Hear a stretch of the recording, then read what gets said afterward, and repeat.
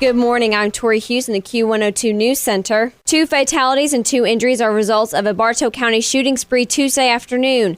The suspect is one of those dead after a self-inflicted gunshot wound to the head. Dr. Jeff Bearden had mixed emotions after his last school board meeting as superintendent of Rome City Schools. He'll be taking up the superintendent position for the Forsyth County Board of Education.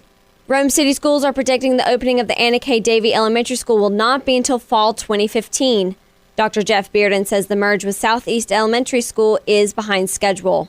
A deadly shooting Monday evening in northern Floyd County has been ruled as an accident without any foul play. Floyd County police identified a 70-year-old man who was shot in the chest by a pistol he was attempting to repair.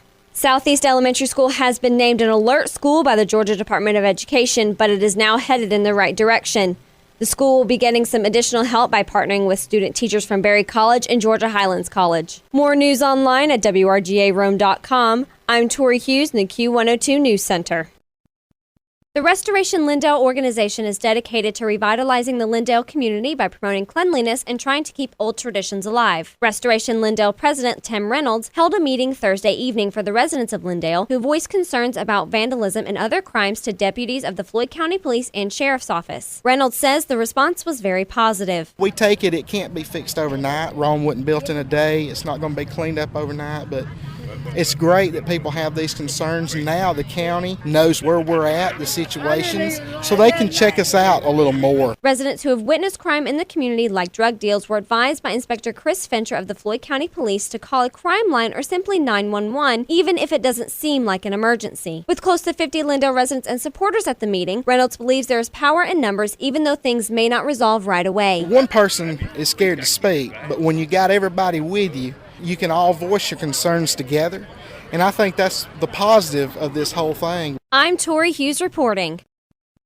The Cedartown Wheelchair Athlete Training Camp and 5K Committee met last week to finalize the details for the annual race coming up later this month. Committee member and seasoned wheelchair athlete Kriegers Gabort says the week of June 29th will be packed with events, including a new Meet the Athletes block party on Monday, June 30th at 6 p.m. in Cedartown. I have a chance to come meet world-class athletes from all over the world, to hang out and chat with him and share, their stories. And we're hoping it's going to be a great evening, and we're looking forward to add something new and a new flavor to the camp. The camp and race started in 2000 and have grown over the years. Skabort says it has become a kind of celebration for Cedartown. And with athletes coming from all over the world, many have returned year after year. It's exciting for them because they always feel they can come back and enjoy good training. But it's all just part of feeling of going back to the same place and enjoy it. The 5K race will be Tuesday, July 1st at Cedartown's Peak Park. A kids' fun run will take place at 6:30 p.m., followed by the wheelchair races starting at 7 p.m. I'm Tori Hughes reporting. Over 30 wheelchair athletes have come to Cedartown for a week of training and a 5K race in preparation for the Peachtree Road Race on July 4th. They have come from across the U.S. and around the world. Joshua George of Champaign, Illinois, and Gyudai Kim of Korea are 2 of the top competitors in the men's race, along with Rome's own Kriegers Gabort. Tatiana McFadden, racing for University of Illinois, is a favorite in the women's race and will be competing for the top spot against Manuela Schar of Switzerland. The 5K race is Tuesday, July 1st along College Street in Cedartown. The women and quadriplegics will race at 7 p.m. and the men at 7:30 p.m. Before the races, there will be a kids' fun run at 6:30 p.m. For more information, visit the Cedartown Wheelchair Athlete Training Camp and 5K Facebook page. I'm Tori Hughes reporting. U.S. Paralympian Tatiana McFadden took first place in the women's division of the annual Cedartown Wheelchair 5K Tuesday night and broke the long-standing women's record set in 2006. But even with that, she says it was a fun race. The 5K race was fun and it was fast and competitive. I knew that it was going to be really quick and really, really difficult. But it's so much fun each year. McFadden was not the only record breaker for the evening. Track world record holder Raymond Martin broke the 2005 record for the men's quad division. It feels great because I actually don't have any course records on the road. Most of my achievements have been on the track, so I'm really excited to have something on the road. First place in the open men's division was U.S. Paralympian Joshua George. He has come to the camp and raced many times and enjoys the community support. And what makes it so great, other than the challenging and technical course, is the fact that the whole town gets behind it, and all the athletes have host families that you get to know over the years, and they just become good friends of yours, and it's fun to come back and see them year after year after year. For more information on Tuesday's race, visit WRGARome.com. I'm Tori Hughes reporting. Rockmart First United Methodist Church hosted its first River of Life mission project for Polk County last week. Between 35 and 40 students attended and were sent out into Rockmart and surrounding areas to 8 work sites repairing homes and cleaning up the Silver Comet Trail. Organizer and church member Jimmy Jones says the clients of the projects appreciated the help from the River of Life participants. They have loved the kids. They've loved on them and loved on the team leaders and the adult volunteers. It's just been great to go out and see them and hear them talk. Reverend Jeanette Dickens was pleased with the turnout. She hopes to see the number of participants grow for next summer. My hope is we'll have more kids that would never be able to experience a camp or a mission project, and that all of our youth would then end up bringing and telling a friend. I'm Tori Hughes reporting. The Rome-Floyd County Planning Commission held their monthly meeting Thursday and approved a special use permit request by Verizon Wireless for a new cell phone tower. The location for the tower will be between Antioch Road and Big Texas Valley Road near the Rocky Mountain Recreation and Public Fishing Area. Assistant County Manager Noah Simon says that as data usage increases, this tower will help to speed things up. The coverage out there is spotty, if at best.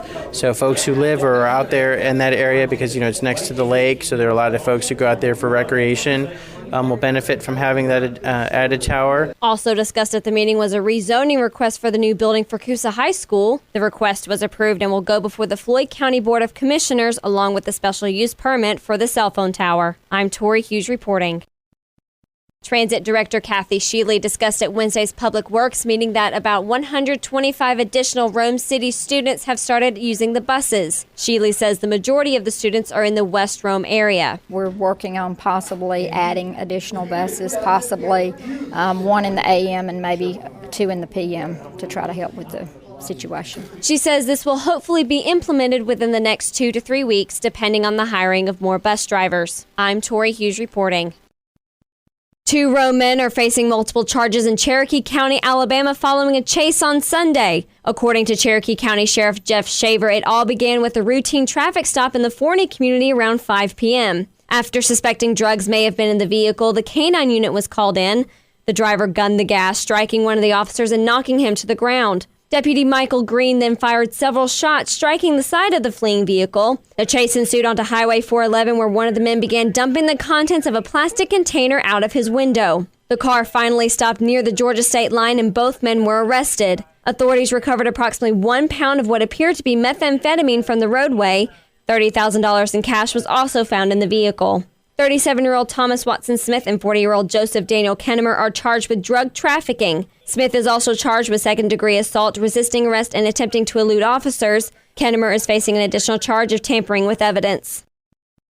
2 Rome women were arrested Monday on warrants charging them with first-degree cruelty to children, which is a felony. According to those warrants, 24-year-old Lucinda Ann Davis of Redwood Street and 34-year-old Melissa Louise Huey of Cave Spring Street punched and kicked a female under the age of 18 at a location on Hillside Drive. The incident is said to have occurred on August 5th. Both women were picked up at a location on Marble Way. Davis is also facing a parole violation, while Huey has been charged with a probation violation. WRGA Local News now. A tractor-trailer transporting bundles of cardboard caught fire this afternoon while traveling south on Highway 53. In the NewsTalk 98.7 FM News Center, I'm Tori Hughes. Here's what's first at 5. The Rome Fire Department responded to a call shortly after 1 o'clock concerning an Apex Carriers flatbed. It was carrying bales of cardboard for recycling that caught fire. Witnesses Evelyn Hudson and Stephen Whitener of Rome were traveling behind the truck when they noticed smoke and flames coming from the top of the load. They were able to flag down the driver and called 911. Officials at the scene knew they would have a large task to complete. The bales had to be removed from the truck and placed in the median and on the shoulder of the road. They then had to be taken apart and sprayed down with water. No injuries occurred, and the cause of the fire is still unknown at this time. A 24-year-old Rome man is facing a number of charges related to the use of stolen debit cards to make purchases at the East Rome Walmart on December 7th of 2013. According to Floyd County Jail reports, Christopher Wayne Lloyd of a Parkwood Circle address made purchases of $295.61 and $93.46. A third transaction of $88.17 was denied. Arrest warrants indicate that in June of this year, Lloyd led a deputy on a foot chase through the store. He also allegedly struck the officer in an attempt to get away. Lloyd is also being held on a probation violation. More news online at WRGARome.com. In the NewsTalk 98.7 FM News Center, I'm Tori Hughes.